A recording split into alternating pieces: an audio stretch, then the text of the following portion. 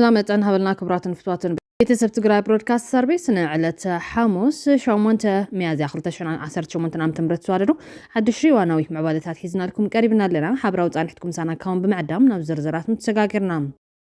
ጀነራል ታደሰ ወረደ ዝሓሻ አማራጺ ኢሎም ማዕንትን ህዝቢ ትግራይ ወግዓው ገይሮም ወሳኒ መልእኽቲ ኣይተሲ አብርሃ ተቀባልነት ረኺቡሎም በኻሊ ሓበሬታ ኣኼባ ውድብ ሕወሓት ኣብ ኣክሱም ቀጺሉ ገላብ መደምደምታ ዝበጽሐሎም ነጥብታት እውን ይወጽሎም በኻሊ ዜና በመቐለን ኣክሱምን ወጥሮ ፖለቲካ ትግራይ ኣብ ዝቕጽለሉ ዘሎ ወቕቲ ካብ ምዕራብ ትግራይ ሓደሽቲ ምዕባለታት ይወጽለው ምስ ምንዋሕ ስልጣን ጀነራል ታደሰ ወረደ ተታሒዙ ዝተፈላለዩ ሓይልታት ደገፍን ተቃውሞን ዘስምዑ ዘሎ ኮይኖም ኣይተ ጌታቸው ረዳ ንጀነራል ታደሰ ወረደ ደገፍ መሃቡ ካብ ዘራረብቲ ዛዕባታት ሓደ ኮይኑ ይርከብ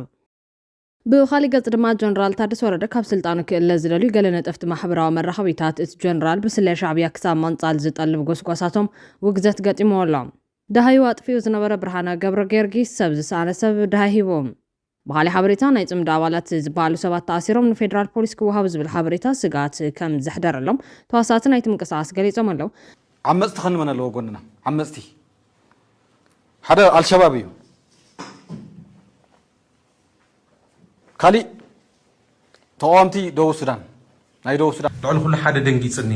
ኣብ ናይኻ ቅዋም ዝወሰድካዮ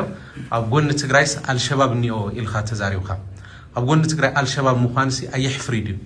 አልሸባብ እኮ ዓለም ለኻዊ አሸባሪ እዩ ምስ ብልጽግና ዝራኸቡ ገለመለ ዝብል ጥልዓልካዮ ሙሉጌታ ንሳቶም ናይ ውድባዊ ነፃነቶም ዘይምድፋዕ እዩ ንዓቶም ነጊርናዮም ኢና ንሰራዊት ትግራይ ነጊርናዮም ኢና ይፈልጥዎም ባዕሎም እውን ይፈልጥዎም እዮም እቲ ድራማ ንምጽዋት ዘይኮይኑ ማለት እዩ ስለዚህ ካብ ምባል ዘይኮነ ኣብ ናይ ሓደ ፓርቲ ውሽጢ ጉዳይ ባዕሉ እውን ለለየ ኣብ ቃልሲ ዘለኹ ጸገም የለን ኣብ ጉዳይ ትግራይ ይወስነልዮም ስለዝበለ ሓቲትካ ኣኽምልስ ስለዝበለ እቲ ታይና ንገብር ዘለና ተቃልሲ ስነ ልቦናኩም ንሓምሻይ መስርዕ ዘለኩም ሓደ ሓደ ኣካላት ንኣኻትኩም ክምችና ብትናትኩም መንገደይ ንኸይድ ብናይ መኸተ ዝምችእና ክንከይድ እዩ ሓደ ትመልሰይ ማለት እዩ ንህልውና ህዝቢ ትግራይ ምልች እምበር ናይ ሓምሻይ መስርዕ ድምፂ እንድሕር ኮንካ ንኡ ብዙምች ገርና ይንኸይድ ዝብል ሓደ ይሰምረሉ ከም ጋዜጠኛ ኮይነ ሓተኩም ኣይትፈርጅ ኣነ ኸይወልኩ ሙሉጌታ ኣነ ሓቲተካ ላይ ኣኻ ትምልሰለ ኣለኻ ጋዜጠኛ እንዴ ሕቶ ይሓተካ ኣለኹ ኣነ ኣይትፈርጅ ሱልኻ ከም ጋዜጠኛ ንሓትኻ ከም መላሲ ወይ ከም ፖለቲከኛ ትምልስ ባ ከም ትደለኹ ወይ ክምልስ ኣይትፈርጅ ይብለካ ኣለኹ ኣነ መልሲ ይበካ ኣለኹ ቀጽል ኣነ እኮ ናይ ባዕለይ መርኣይ መነፅር ኮለኒ ብመነፅረይ ክዛረበ እየ ምክንያቱ ይትፍርሕ ደልካ ንሓቀ ኣይፈርሕና ኣኻን ምዝራውን ይትመልሲ ኣብዚ ጅምር ኮየ ዘለኹ ጀምር ቀጽል ቲ ሜንታል ሞዴል ሲ ኣብ ምንታይ ኢራን ዝገብር ዘሎ ስለ ንርዳእ ማለት እዩ ካብ እንታይ ገስከም ዘሎ ብደንብ ስለ ዝርዳእን ድፈር ስለ ዝበልካኒ ብኣኻ እየ ዝጅምር ዘለኹ እየ ዝብል ዘለኹ ሓደ እዚ ያው ንቃልስኻ ግን ይኽብር እየ ፕሮፌሽናል ጋዜጠኛው ስለ ዝኾንካ ኣነ ጸሊም ባንዳ ኣኸውን የብልኩን ሓደ ክስመረሉ ዘሎ ከም ጋዜጠኛ ሓቲትካኒ ንህዝቢ እየ ዝምልስ ዘለኹ ንብል ጌታ ይኮንኩን ክብርና ዘለዎ ሙሉይ ሓውና ማለት እዩ ነዚኣቶም ካልኦት ምዕባልታትን ሒዝና ኣለና ምሳና ጽንሖም بقدامነት ኣብ መቐለን ኣክሱምን ወጥሮ ፖለቲካ ትግራይ ብዝቕጽለሉ ዘሎ ወቕቲ ካብ ምዕራብ ትግራይ ሓደሽቲ ምዕባለታት ይወጽሎም ብመሰረት እዚ ድማ ወረርቲ ሓይልታት ኣብ ምዕራብ ትግራይ ከተማ ማይካድራ ምልሻታት ኣኪቦም ይይጥ ከም ዘካየዱ ካብቲ ቦታ ዝወጽእ ሓበሬታ ኣመላኺቶም ኣብቲ መድረኽ ካብ ዝተለዓለ ነጥቢ TDF ኣርሚ ሰብዓ ከኣቱ ይኽእሉ እዩ ተዳለዉ ዝብል ሓሳብ ተላዒሉ ተቐባልነት እዩ ተባሂሉ ኣሎ ምልሻታት ናይቲ ከባቢ ድሕሪ ሕዚ ዝህሉ ግጭት ከም ዘይኣምኑሉ ብምግላጽ ተደሊኹም ዕጥቂ ከነረክበኩም ዝብል ተቃውሞ ልዒሎም ክብል ሓበሬታ ኣመላኺቶም ኣብ ካልኦት ከባቢታት ምዕራብ እውን ብተመሳሳሊ ምልሻታት ምዕራብ ውግኖም ምስ ትግራይ ምዃኑ ኣረጋጊጾም ኣለዉ دهاي وطفيو زنبرة برهانا قبر جيرجيس سبز سانة سب دهاي هيبوم دهاي طفيو زنبرة برهانا قبر جيرجيس سبز سانة سبز ملكات سحق صحابري تواصلنا برهانا لعلى سلسة وارح مدفوع حتى تاتكل على سنة حوينه بناي تيبي حق من قصي خون ولا بتناي كل الحق من قصي تعدي هاب تحت تؤته تزوان أواجن أنت تخونون بزي من الشراف كخبروا زقبهم زي تقدوا علم لخام مسلات اللوم زم زي تقدوا ولا بتحت تزواج كين كذا خبروا مسلات حدا سبب أبتحت حق انت وعيله مس بيت سب كراخب ناي مقبي حكمنا قلقلوت كراكب نبيت فردك قربنت أو عاك برن مولو مسللوم حزي تግራይ ኣብ ትሕቲ ዝፅዋን ኣዋጅ ኮነትን ዘላም ብርሃነ ገብረ ጊዮርጊስ ተኣሲሩ ኣሎ ፈለማ መናሲሩ ኣዊ ተኣሲሩ ብዕሊ ክፍለጥ ይግባእ ሲዒቡ ምግቢ ሕክምና ይረክበሉ ዶ ምስ ቤተሰብ ይራኸበሉ ዶ ናብ ቤት ፍርዲ ቀሪቡ ዶ ዝብሉ ሕቶታት ምስ ተሓተት ምንም ዓይነት ምላሽ የለን ዝብሉ ወቃሲታታት ክቐርቡ ጸኒሖም እዮም ሓደ ዜጋ ኣብ ትሕቲ ሕጊ እንተውዒልካዮ ዋላ ኣብ ትሕቲ መደበኛ ናይ ሕጊ ኩነታት እንተዘይትህሉ እቶም መሰረታዊ ዝበሃሉ መሰላት ከተተግብሮም ግዴታ እዩ ጉዳይ ብርሃነ እንትሕተት ግና ምላሽ ዝህብ ኣካል የለን ካብዚ ብምብጋስ ዝዓርፉ ዝኻለ ዓብይ ገበንን ጥሕሰት ሰብኣዊ መሰለኒ ክብል ዝብል ሕቶ እውን ምላሽ ሲኢኖም ጸኒሖም እዮም ሎማዓንቲ ግን ደስ ዝብል ዜና ይቃልሓሎም ሰብ ዝሰኣነ ሰብ ልፍዓት ተስፋሎም ተፈትሕሎም ብርሃነ ገብረ ጊዮርጊስ ሰብ ዝሰኣነ ሰብ ነጣፍ ማሕበራዊ ሚድያ ተዋሳኢ ጽምዶ ዝነበረ ድሕሪ ናይ 3 ወርሒ ረሃብቴሽን ከም ዝተፈትሐ ወልደ መረት ገዛ ጽሒፉሎም ተጋዳላይ ብርሃነ ገብረ ጊዮርጊስ ልፍዓተይ ተቐጥቂጡ መጥቃዕቲ በጽሕዎ ونسحيتو زبطحو قداس وي مدقعتي خبيسه زغونه بويلتشر غيرو ናብ ሕክምና ተወሲዱ ዝብል ሓበሬታታት ከወፁ ጸንሕ ኮይኖም መረጋገጽ ከም ዘለ ጋዜጠኛ ላንዳ ሪፖርት ሙልጌታ ጽባህ መልኪቱ ነይሩ እዮም ብተማሳለ መንገዲ ፈታው ለውጥ ብዝብል ዝፍለጥ አክቲቪስት እውን ብዛዕባ ተጋዳላይ ብርሃነ ገብረ ጊዮርጊስ ልፍዓተይ ሓቲተ ዝረኸብኩም ሓበሬታታት ኢሉ ኣብ ዘርግሖ ጽሑፍ ተኣሲሩ ዘሎ ኣብ ከተማ ሽረ እንዳስላሴ ቤት ህንጸት ከም ዝኾነን ሰባት ክረኽብዎ ከም ዘይፍቀደን ኣብቲ ቤት ህንጸት ናይ ኣባላት ሰራዊት ዝጸንሕሉ ናይ በይኑ ክፍሊ ከም ዘሎም ብናይ ዲሲፕሊን ጉድለት ከም ተኸሰሰን ብናይ ዲሲፕሊን ኮሚቴ ድማ ክሳብ 3 ወርሒ ኣብ መሕወይ ቦታ ክጸንሕ ከም ዝተወሰነሎም ዝኾነ ይኹን ሞባይል ስልኪ ካልኦትን ከም ዘይፍቀደሉን ምስካብ ደገ ዝመጹ ሲቪል ሰባት ምርኻቡን ኣብቲ መጀመርታ ብርሑቕ ትሪኦም በር ክትዛረቡ ይከኣለን ሕዚ ግን ሙሉን ምስ ማንም ካብ ደገ ዝመጸ ሲቪል ሰብ ክራኸብ ከም ዘይፍቀደሉ ዋላ ቤተሰብ መሓዝቱ ክረኽብዎ ከም ዘይፍቀደሎም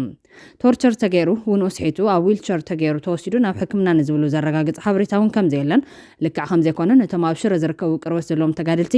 ነጊሮም እዮም ክብል ይሓቢሩ ነይሮም ጋዜጠኛ ሙልጌታ ጽባውን በተማሳል ጸብጻብ ዘቕረበ ኮይኑ ትግራይ ብሮድካስት ድማ ብርሃነ ተወቂዑ ድዩ ተቐጥቂጡ ወይስ ካሊ ብዝኾነ ሕጋዊ ኣካል ኣይ ነገራን ዘሎ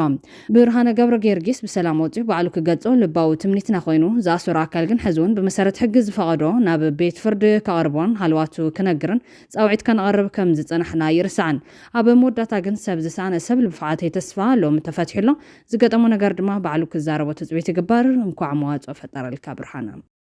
ብኻሊ ሓበሬታ ናይ ጽምዳ ኣባላት ዝበሃሉ ሰባት ተኣሲሮም ፌደራል ፖሊስ ክወሃብ ዝብል ሓበሬታ ስጋት ከም ዝሕደረሎም ተዋሳእቲ ናይቲ ምንቅስቓስ ገሊጾም ናይ ጽምዳ ኣባላት ዝበሃሉ ሰባት ተኣሲሮም ፌደራል ፖሊስ ክወሃቡ ኣብ ሓደ ስምዕ ተበጽሒ ዝብል ሓበሬታ ብዕራይ ወለደይ ዝብል ምላሽ እኳ እንተተዋሃቦም ተዋሳእቲ ጽምዳ ግን ስጋት ከም ዘለዎም እዮም ዝገልጹ ዘለዎም ብዝተፈላለዩ መርበብ ሓበሬታታት ጀነራል ታደሰ ወረደ ከስርሑ ንዘይከኣሉ እንዳ ሕወሓት እዮም መፍትሒኡ ድማ መሳሪ ኢሉ በሚስጥር ከም ዝተዛረበ ይንገር ከም ዘሎ ይፍለጥ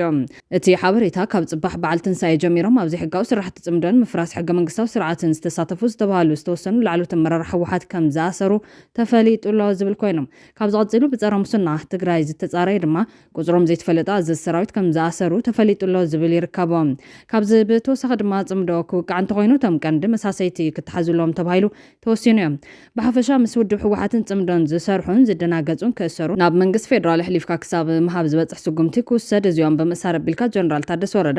ገብረ ኣድሃና ንፌደራል መንግስቲ ተኣማንነቶም ከረጋግጹ ይስራሕ ከም ዘሎ ተፈሊጡ ዝብሉ ሓበሬታታት እኳ እንተወፁ ብጭቡጥ ከም ሞባይሉ ዝገልጽ መርቱ ኣይወፀን ዘሎ ስለዝኾነ ድማ ነቲ ኣብ ዘመናዊ ጌታቸው ረዳ ዘሰራዊትን ፖለቲከኛታትን ክእሰሪኦም ዝብል ዝነበረ ብሰበር ዜና ዝቐረበ ይድገም ምህላው እዩ ቅርበት ዘለዎም ሰባት ገሊጾም ዘሎም ሓደዋን ኣሰና ቲቪ ሰበር ዜና ኢሉ ዘርግሖ ወረ ኣዘራርባ ብዛዕባ ኮይኑ ምንባሩ ይርስዓን ብተመሳሳሊ መንገዲ ጀነራል ታደሰ ወረደ ንምእላይ ኣብ ዝግበር ዘሎ ርብርብ ኣብ ስራሕ ከም ዝወዓለ ዝገልጽ ዘሎ ኮይኑ ከም በዓል ኣረጋይ ገብረ ክርስቶስ ግን ሓቀኛ ስጋት ኣለና ሓልዋ ክግበረልና ኣሎ ዝብል ጻውዒት ካቀርቡ ጀሚሮም ኣለዉ ቢሮ ሰላም ጸጥታን ሓይልታት ምክልኻል ትግራይ ኣብ ጎንና ጠጠው ክብል ኣሎ ኣብ ሳተላይቱን ክዛረቡ እዚ ብምንም ተኣምር ኣብ ልዕሊ ጎደፋይ ኣብ ልዕሊ ኣረጋይ ኣብ ልዕሊ ኣብርሃ ተኽሉ ስንዘር ዝኾነ ቶን ጸገምታልያ ፖለቲካ ብዛሓልናዮ ፖለቲካ ንሕና ክንጥቃዕ እትርኢ ውድብ ሕወሓት እንታልያ ህዝቢ ትግራይ ክፈልጥ ክኽእል ኣሎ ፖሊስ ትግራይ እውን ከም ፖሊስ ከም ትካል የለካ ዘለኹ ኣብ ትሕቲኡ ዘለዉ ኣደብ ይግዝኡ ንሕና መስርሒ ይኽእሉና ኣለዉ ብግልፂ ንህዝቢ እውን ክነግሮ ኢና ንሕና ንመንእሰይ ንህዝቢ ትግራይ ክነግሮ ኢና መስርሒ ዝኽእሉና ኣብ ውሽጢ ፖሊስ ዝተሰጉሰጉ ብፍላይ ኣብቲ ኮር ሓላፍነት ዘለዉ ሰባት ብናይ ባዕሎም ፖለቲካ ኢንተረስ ንዓና ፀቕጢ ይፈጥሩና ኣለዉ ካብዚ ኢዶም ትስሑ ፅቡቅ እዩ ኢድካ ትስዕብ ኣለካ ኣብ ፖሊስ ሓላፍነት ተሸይምካ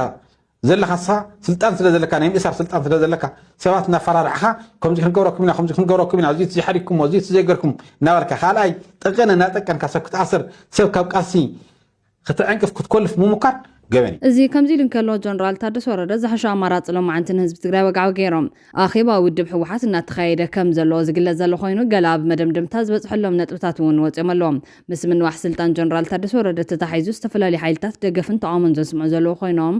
ኣይተ ጌታቸው ረዳን ጀነራል ታደሰ ወረደ ደገፍ መሃቡ ካብ ዘራርብቲ ዛዕባታት ሓደ ኮይኑ ኣሎም ብኻሊእ ገጽ ድማ ጀነራል ታደሰ ወረደ ካብ ስልጣኑ ክእለ ዝደልዩ እቲ ጀነራል ኣኽላባት ክብል ዝገለጾም ነጠፍቲ ማሕበራዊ መራኸቢታት እቲ ጀነራል ብስልያ ሻዕብያ ክሳብ ክሳብ መቕጻል ዝጠልብ ጎስጓሳት ውግዘት ገጢሞሎም ብፈለግ ሚድያ ዝፍለጥ ልዕሊ 33,000 ዘለዎ ናይ ፌስቡክ ገጽ ሃገራዊ ድሕነት ኤርትራን ጀነራል ታደሰ ወረደ ንምቕንጻል ዘቕረቡ ሓሳብ ውዱ ኮይኑ ዝብል ሓደገኛ ትሕዝቶ ዘለዎ ጽሑፍ ነቲ ጀነራል ንምፍርራሕ ዝተዘርግሐ እዩ ዝብል ግምት ዝተዋሃቡ ኮይኖም ሃገራዊ ድሕነት ኤርትራ ብማሕበረ ኣቢሉን ጀነራል ታደሰ ወረደ ንምቕንጻል ዘቕረቡ ሓሳብ ከም ዘሎ እዩ ዝጠቅስ ሃገራዊ ድሕነት ኤርትራ ጀነራል ታደሰ ወረደ ጽምዶ ሰሜናውያን ከዕንቅፍ ዝተለኣኸ እዩ ስለዚ ክቕንጸል ኣለዎ ኢሉን ዘቕረቡ ሓሳብ እቲ ጀነራል ክልዓል እምበር ክቕንጸል ድሌትን መደብን ከም ዘየለ ብምሕባር ነቲ ትልሚ ውዱቕ ከም ዝተገበረ እቶም ወገናት ገሊፆም ሓደገኛን ምትእታው ስርዓት ስግደፍ ክሳብ መቐንጻል መራሕቲ ኣብ ትግራይ ዝበፅሐ ምዃኑ ዝጥቁሙ ሓበሬታ እዩ ዘርጊሑ ዘሎ ድሕሪ ካየድ ዘሎ ኣኼባ ውሳነ ማእኸላይ ኮሚቴ ፖለቲካዊ ቅርፂ ትግራይ ክቕየር እዮም ሃገራዊ ድሕነት ኤርትራ ኣብ ድሌት ጽምዶ ሰሜናውያን መሰረት ዝገበረ ሓፈሻዊ ክትትል ይገብር ምህላው እውን ተዝኾነ ተወሳኺ ምንጪ ዘይጠቐሰ ብዙሕ ሰዓብ ዘለዎን ሽምን ኣድራሾምን ዝፍለጥ ሰባት ዝውንንዎ ገጽ ፌስቡክ ይሕበር ብጌታቸው ኣሰፋን ኮሎኔል ዕምበብ ዝምራሕ ዝነበረ ወታደራውን ሲቪላውን ድሕነት ትግራይ ኣብቲ ቦታ እናሃለዉ ካልኦት ብስውር ተተኪዮም ኣብ ልዕሊኦም ተደሪቦም ይሰርሑ ከም ዘለዉ ወሲኹ ይነገር ኣብ መወዳእታ ድማ እቶም ምንጭታት ምስ መን ተላዚቡ ውድቂ ከም ዝገበሮ ንምሕባር ፈቃደኛታት ኣይኮኑን ዝብል ኮይኖም ከምዚ ዓይነት ሓደገኛ ሓበሬታ ነቲ ጀነራል ፀቕጢ ንምፍጣር ተባሂሉ ዝተመሃዘ ዝብል እምነት ዘለዎም ተኸታተልቱ ከቢድ ውግዘት ዘቕርብሉ ዘለዉ ኮይኖም ካብዚ ብተወሳኺ ብግብሪ ስለ ኤርትራ ኣብ ትግራይ ተዘርጊሑ ክሳብ መራሕቲ ትግራይ ንምቕንጻልን ዘይምቕንጻልን ዝዘራረብን ዝፈቅድን መሪሕነት ትግራይ ኣሎ ኢሎም ንምግማቱ ከም ዝጽገሙ እውን ገሊፆም ኣለዎም ኣብ ከምዚ ዓይነት ቅልውላው ዝመልኦ ወቕቲ ዝመጽእ ሓበሬታ ብጥሩ ምቕባል ግቡእ እኳ እንተዘይኮነ ጥንቃቐ ግን ከም ዝድለውን ገሊፆም ኣለዎም ጀነራል ታደሰ ወረደ ኣብ ማሕበራዊ መራኸቢታት ኣኽላባት ተፈትሖም ክብል ከም ዝገለጸ ይርስዓን ብድሕሪ እዚ እውን እቲ ጀነራል ካብ ስልጣን ክወርድ ፀቕጥታት ሓይሎም ይርከቦም ፖለቲከኛ ኪዳን ኣመነ ግዜያዊ ምሕዳር ክቕጽል የብሉን ሓንቲ ደቂቕ ወይ ሓንቲ ለይቲ እውን ክሓድር የብሉን ክፈርስ ኣሎ ክብል እዩ ፃውዒቱ ቀሪቡ ዘሎ ይኹን እምበር ወረደ ይወርድን ዝብል ንትግራይ ዝጠቅም ስለዘይኮነ ፖለቲከኛታት ትግራይ ኩሎም ብህልኽ ኣደዳ ጸላእቲ ከይኾኑ ዘፈላለዮም ሓሳብን ኣጀንዳን ኣጽኒሖም ህዝቦምን ረብሓ ትግራይን ቅድሚያ ሂቦም ክሰርሑን ክዕረውን ፃውዒት ዝቐጽል ዘሎ ኮይኖም ኣብ ኣክሱም ኣኼባ ዝገብር ዘሎ ማእኸላይ ኮሚቴ ሕወሓት ቤት ጽሕፈት ሕወሓት ዝተዳለወ ሰነድ ደንቢዮም ሪቶን ዘተን ሂቦም ኣለዉ ዘልዕልዎም ዓበይቲ ነጥብታት ድማ ሓደ ኩነታት ምሕዝነት ምስ ጎረባብትን ምስ መቓልስቲ ሓይልታትን ተኸወኑ ኣብ ጽቡቕ ዝበሃል ምትእምማን ምትሕግጋዝን ተበፂሑ ኢሎም ኣለዉ ብፍላይ ምስ ሱዳን ምስ ኤርትራን ዝሕሸ ዝበሃል ምትእምማን ተበፂሑ ኢሎም ካልኣይ ኩነታት ምድላውን ህንፀት ሰራዊት ትግራይ ዝረኣዩ እንትኸውን ንኩናት ድልው ኣይኮነን ናብ ህንፀቱን ዕላማ ቃልሲ ኣብ ምስራፅን ሰፊሕ ስራሕ ይተርፍ ኢሎም ሳልሳይ ኩነታት ህዝቢ ትግራይ ኢሎም ዝረኣዩ እንትኾኑ ህዝቢ ትግራይ እዚ ኩናት ዘስዕቦ ድኽነት እዚ ኩናት ዝወለዶ ስጋት ኩናት እዚ ኩናት ዝወለዶ ዘይምርግጋዕን ንመኸተ ዘለዎ ድልውነት ምዝሓልን ኩነታት ናብ ስደት ዝፈልጥ ዘሎ መንእሰይ ብዋናነት ተገምጊሙ እዮም ኩነታት ተቃውምትን ኣንጻር ውድብ ዝተሰለፉ ሓይልታት እውን ኣብቲ ሰነድ ሰፊሩ ተዘቲሎም ብዙሕ ኣፈላላይ ኣይረኣዩሎን ኩነታት ዲፕሎማስን ምስ ማሕበረሰብ ዓለም ዘሎ ርክብን ኣብ ዝብል ዛዕቦም ብዋናነት ሎሚ ክረአ ዝወዓለ ዛዕባ ኮይኑ እዚ ግዜያዊ ምሕዳር ፈሪሱ ዝተመረፀ መንግስቲ ናብ ቦቱ ይመለስ እንተይልና ቀጥታ ናብ ኩናት ከይእትወና ምድላዋትና ከይወዳና ክንኣቱ ስለዘይብልና ዲፕሎማቲክ ብዝኾነ መንገዲ ካብ ታሕቲ ብህዝባዊ መሰረት ኣትሒዝና ቃልሲ እንተዝግበረሉ ዝብሉ ርእቶታት ነይሮም ኣብ ጉዳይ ምቕባልን ምንጻግን ፕረዚደንትነት ታደሰ ወረደ ኣድሂቦም እውን እናተዛተዩ እዮም ካልኦት ኣጀንዳታት ድማ ህንፀት ሰራዊት ዓቕሚ ሰራዊት ንምምላን ንምጥንኻርን ብፍሉይ ኮሚቴ ዝምራሕ ናይ ካድረታት ዳግሚ ውድባ ምክያድ እዞም ካድረታት ናብ ታሕተዋይ ማሕበራት ብምውራድ ንሰራዊት ናይ ምልዓዓልን ናይ ምውዳብን ስራሕ ብቁርፀኝነት ክስርሑ ይግባእ ኣብ ዝዋን ዝረአ ዘሎ ዝሕል ዝበለ ናይ መኸተ መንፈስ ንምቕያር ካብ ታሕቲ ጀሚርካ ሓዶሽ ናይ ምንቃሕ ስራሕ ይደለይ ብፍላይ ናይ ተጋዳላይ መንእሰይ ዝወደቐ ሞራል ንምሕዋይን ናይ ወግእ ድልውነትን ንምዕባይን ትኩረት ዝገበረ ቃልሲ ክካየድ ይግባእ ውዕል ፕሪቶርያ ፈሪሱ እዩ ካብ ዝብል መደምደምታ ብምብፃሕ ዝተመረፀ መንግስቲ ክምለስ ኣለዎ ዝብል ውሳነ ምሕላፍ ወይስ ንውዕል ፕሪቶርያ ተቐቢልካ መቐጻል ኣብ ዝብሉ ነጥብታት ንጹር መርገጽ መሓዝ ብዛዕባ ጽምዶን ምስ ዝተፈላለዩ ወገናት ዝግበር ምሕዝነትን ዝረአ ዘሎ ምንቅስቓስ ብዕምቆት ምዝታይ ጽምዶ ምእዋጅ ከም ዳግማይ ዕፅዋን ክባን ክቆፀር ስለ ዝኽእል ዝካየድ ቃልሲ ህላዊ ህዝቢ ኣብ ግምት ዘእተወ ክኸውን ይግባእ ዝብልን ካልኦትን ተመያይጦም ተባሂሉሎም ትንሕዚ ኣኼባ እውን ኣብ ዝቐጸለ ምግማዕ ከም ዝኾነ ሃይሊ ኣረፋይነት ዘርጎ ሓበሬታ ኣመላኺቱ እዩ እቲ ሰለስተ መልክዕ ዝሓዘ ኣፈላላይ ድማ ፈትለወርቅ ደብረጽዮን ኣማኑኤል ኣብርሃም ተኸስተ ካልኣይ ተኽላይ ገብረመድህን ፍሳጽዮን ሊያካሳ ዶክተር ሰለሞን ሳልሳይ ረዳይ ማእኸል ሰፋሪ ክብል እዩ ሃይለ ደደዊት ሓቢሩ ዘሎ ዝሓደ ገጽ 4 ብዝሓደ ገጽ 4 ማእኸላይ ኮሚቴ እውን ተኣኪብኩም ከም ዘለኹም ስለ ዝፈልጥ ክትግምግምዎም ምእንታን ኣበይ ኣለዉ እዚኦምስ ሓደ ድዮም ኣይኮኑን ኣብ መኸተ ኮይኖምስ ኣብ 4 ትምቀለላ ኣብ 4 ኣይምቀሎም እምበር ኣብዚ ሕዚ እዋንስ ትመቃቀለላ ኣጀንዳ ኣላ ኣብ ትግራይ ኣደ ትግራይ ካብ ምምላስና መረበታ መሬት ትግራይ ካብ ምምላስና ዋንኡ እቲ ስደት ዘሎ መንእሰይ ኣብ ውሽጢ ባዕርሰ ምርኮሳብ ምጉሕስና ረጋጊፅካ ትካላት ክሃንፅ ጌርካ መኸተ ካጠናኺርካ ካብ ምኻድ ወፃኢ تمكل ديا خوينا كما ديا خوينا حزي ناي أكل لهم يقربوا علم قالوني ولو أو يكونن أنا علم ما أغلى كوميتي صيلوا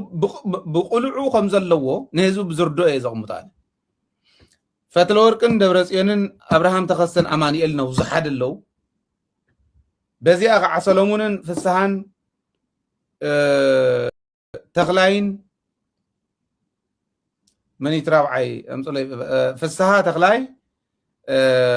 سلمونن ليان اللو أما ما أغل سفاري رداء له وردت انديزي أنا خمسة قبل كلكم بوع كم يجر كخمتول ودو كتوارد قلبه لقوليه كما عيانيها سلازي أنا نبحر خمسة إزدل اتودب ما كافتم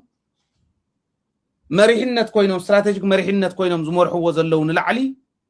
كقرقر اللو إدلي يعني نمتاي مسلكم حدا اتودب كفر سول تدلي اللو مخنيات لو تصل زي يمس استغنان سلازخونه أيكونن ودب حوحات زمصو لوطي زمرحو قالس زمصو لوطي يو نحنا راح تيكون ناس ኢትዮጵያውያን كلهم زستماقروا زلو اسكا حزي تاترفنا حوحات كاب كل العلقن اتغلاي نطبي حوحات فريسوم كسرحو وزلليو سلازريو انا اما عديري حوحات كفرسو يدلي سنف انت قوين مرحي سنف مرحيكم قيروا ما اخلاكم سنفات انت قوينكم نسخم سنفات ما اخلاكم تيهم قيروا لعلوات كادر ازي يخبال زلو تاي مالتي زي سرعات كحزي زلوهم بايزوي سلكا بستوصن سبات تنطلطل فلطتون يلن كمانم 00 خفيلو ابل علي كعندر لا نزعدي ايدلن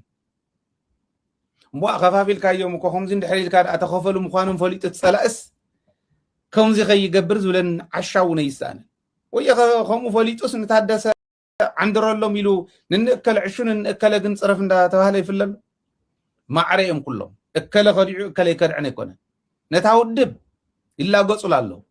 قال يوم تزاريهم كركوع زي يقول سباتي أنا غير وما يتغير وما يقول ناي ودبيو ناي تودبي أنا أبال كوينة ويمرحنا كوينة سكعزي مرحوه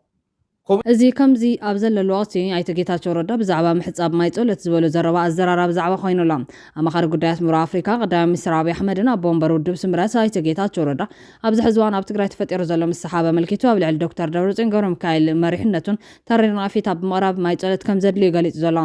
እቲ ጉጅለን ህዝቢ ትግራይ ዳግማይ ናብ ሓዊ ዳጉነ ከም ዘሎ ብምግላጽ መበል 100 ዞር ዕብዳን ክብል ጠቂሱላ ቅድሚ 7 ዓመት ኣብ ትግራይ ዝተኻየደ ሕገ መንግስቲ ንምኽባር ተባሂሉ ከም ዝተገበረ ዘዘኻኽር ኣይተ ጌታቸው حز جنة سلطان زوج عكال تمرز أي بمال داغماين هزب أنا حدا جاي قالع كم زل خسيسام دكتور دبرتين مريحنتون سلطانهم من وحدات سمونات من وحكبلو نهزب تجراين عبد الحمد يتوه كم زلون زمان مريحنت كم زغنا نوعيسام أي تجيتاتشو دبرتين كابز مرحوكينات تادس زاوية له سلام حشن بمال نسلام قدمنت كم زمن بريزيدنت ليتنا الجنرال تادس ورده زلوا دقاف قاليتهم الزيابوش تجراي زلون حد من السحاب شعبي أنبر نمانم كم زي تكم بمحبار مريحنت دكتور دبرتين تجراين عبز خف أوردت يورد አሎ ክብል ከሲሶም አበ መወዳት አድማ ነት ሕማም ጸበል ከም ዘድል ብምግላጽ ማጨሎ ትግራይ ባናበይ ከዳ ክብል ሓቲቶም ብርግጽና የተጌታቸው ረዳ ሓዊስካን ሁሉም ተጻዋቲ ፖለቲከኛታትን መዳኽርቶምን 37 ማጨሎ ዝሕውን ተኮይኑ ምተገቦም ነይሮም አበ መወዳታ ግን ጀነራል ታደሰ ወረደ ዝሕሻ አማራጽ ለማንተን ህዝብ ትግራይ ወጋው ገይሮም ሌተናል ጀነራል ታደሰ ወረደ ቤት ጽሕፈት ፕሬዝዳንት ቢሎ ኣብዘርጉ መልእኽቲ ትግራይን ሁሉ ትግራዋይ ተኸውን ናይ ሓባር ጽላል ክትከውን ልዋ ክብል ፍለይጦሎም ፕሬዝዳንት ጊዜያዊ ምሕዳር ትግራይ ሌተናል ጀነራል ታደሰ ወረደ አበ ትግራይ كل زيغا بزاي زخونه سغات زنبرلان منغس دما نخل بمعرزتا ناغد صلال زخونه لان حاوحو كمچاچو كم زغبا ገንዚቦም ጀነራል ታደሰ መንግስትና ህዝብ መኻን በመስማር ውሽጠ ህዝብ ድማ ዝተፈላልዩ አራያታትን ተሐሳስባታትን ዘሎ መግናት ከም ዘሎ ገሊጹሎም ስለዚህ ድማ ትግራይ ናይ ሓባር ከም መኻና መጠን ዝሓዙ አራያ በዘይ ገድስ ኩሉ ትግራዋይ ከይተሸወራረን በነጻነትን ዝነብረላ ክትከውን ከም ዝግባ ተሐሳስቦም እዚ ማለት እቲ ጀነራል ንኹሉ ተሐሳስባ ዝሓቁፍ መንግስት ከም ዘድልዩ ዝሕሽዝ ባህለ መራጽ ቀሪቡ ዘሎ ኣይተሲ አብርሃውን ኣብ ቀረባዋነት እትንኮ መፍትሕ ንስም ኾነ መልኪቱ ነይሮም ወሳነ መልእኽቲ ኣይተሲ አብርሃ በሓፂሩ ዝስዕብ ይመስል ክትከታተሉ ዓዲምና ንህዝብና ናብ ደግመ እንተትን ልምዓትን ክነሰጋግሮ እንተደኣ ኮይና ናይ ትግራይ ፖለቲካዊ ስነ ምህዳርን ናይ ትግራይ ምሕደራን ይቕየር ኣሎ ከምቱ ዝጸንሐ شفافينكا قمقام قرنا نقل وريدنا نقل العيلنا زبل الحلف نقر يكون مسارتاوي هاي بارادايم شيفت هاي تحساس فعلوتي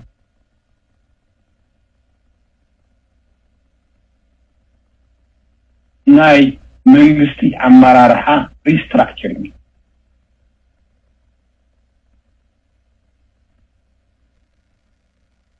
نايفكا قال بدلت يرو العلو ايكون نخفاتي نخلو ذا ساتس ابارتي زير لي هون ابارتي تاتسلو تقراوي كم عقل عدل زي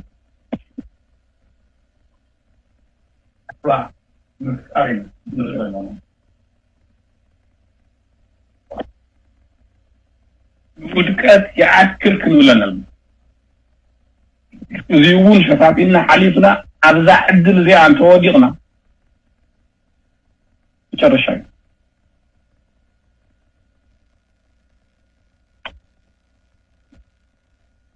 نزي المقبار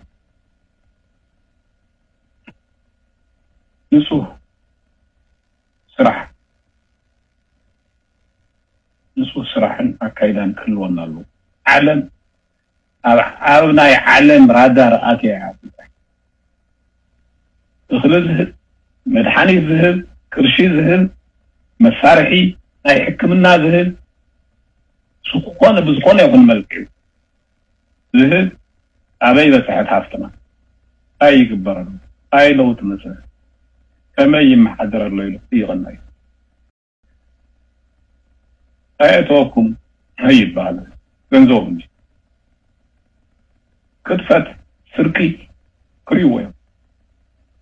عفنا فلتوين مما عرارة يتبال كما عرارينا نسمح بليسنا حليفنا وزفتنا زيون كنحلف مما عرارة يتبال شويدنا نحلفنا زبها اللقر أيسر